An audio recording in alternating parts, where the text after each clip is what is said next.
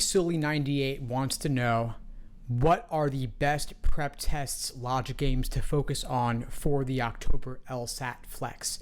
Best logic games to study for October. I generally say the best exams to focus on are the most recent exams. So speaking now, we're looking now towards the October LSAT Flex. Most recently released LSAT is exam number 89, which is from nearly 1 year ago at this point because LSAT has not been releasing exams in 2020 due to COVID. So I just say any recent hard logic games are totally good. Special Dark 5710 or 5710 is saying, go on the Steve Schwartz LSAT blog where he has a list of the hardest logic games. And I do in fact have a list of the hardest LSAT logic games. In fact, I've got 2 of them. One is a list of 10 of the hardest games of all time, focusing specifically on pre-2010. On that list, I've got the Dinosaur Logic game from Prep Test 57. I've got the CDs game from Prep Test 31, featured in Legally Blonde. I've also got the Bus game from Test 36. I've got the Ransborough Suderton Clinics game from Test 34. I've got the Snakes and Lizards game from Prep Test 23, or Prep Test 27 actually. So I've got games from all over the place. Then my list of curveball logic games goes from Test 1 all the way up to exam number 80, and I'll eventually update it with even more. And basically, I've got in that list every single game that is weird in some way. A lot of those older logic games are actually more regimented. Most are pretty clearly ordering or grouping, or maybe some combination of the two. But you've also got lots of weird games like circle games, pattern games, games that don't really fit in any neat category at all. So what I would really suggest is if you want to be ready for anything on the October LSAT Flex, or really whenever you're taking the exam, get comfortable being uncomfortable, putting yourself in those unfamiliar situations where you're not really sure what to do at first glance because it's not fitting within a neat category. That's my best advice for you, Silly98. Be ready for anything. We're speaking now in early-ish September. You've got about 1 month till the October LSAT Flex. Plenty of time to do full-length exams as well as drilling those tough logic games on the side. But all the best to you, and Special Dark 5710, thanks for the shout out. Appreciate it. All the best to you as well.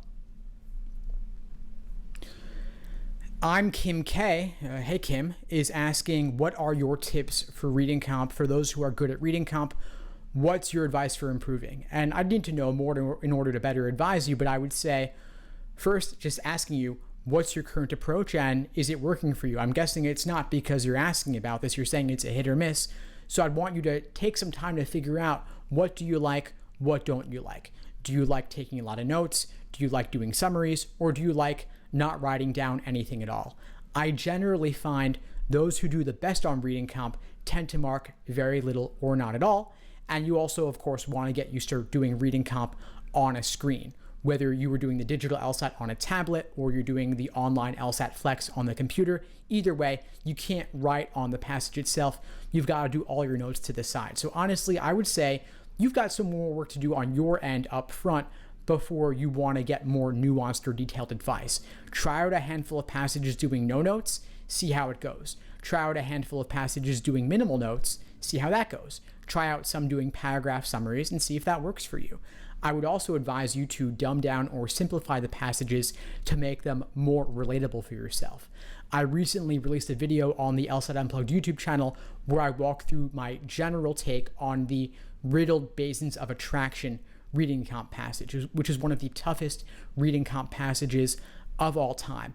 And in that walkthrough, I start giving examples that aren't even in the passage, but they helped me to better bucket the information in the passage in a way that I could more cleanly understand that. And I do that over and over with a variety of different tough passages. I do it for the Big Bang multiverse passage. I do it for the passage involving the Congress and the League of Latin American political activism in the US. And so I just found that that's a technique that works for me. It may or may not work for you. Many of my students have found it helpful. The specific examples are not really the most important though. What's important is that you take the general information in the passage and bring it down to your specific frame of reference, giving your own examples to simplify it for yourself. But try it out and see if it works for you. All the best. Nana Love 1996 is asking, should I quit my part-time job to study for the LSAT? I currently have a full-time job, 40 hours, and a part-time job, 25 hours, which I'm reducing to 15 hours per week. I'm just going to stop there. So you've got a full-time job and a pretty significant part-time job.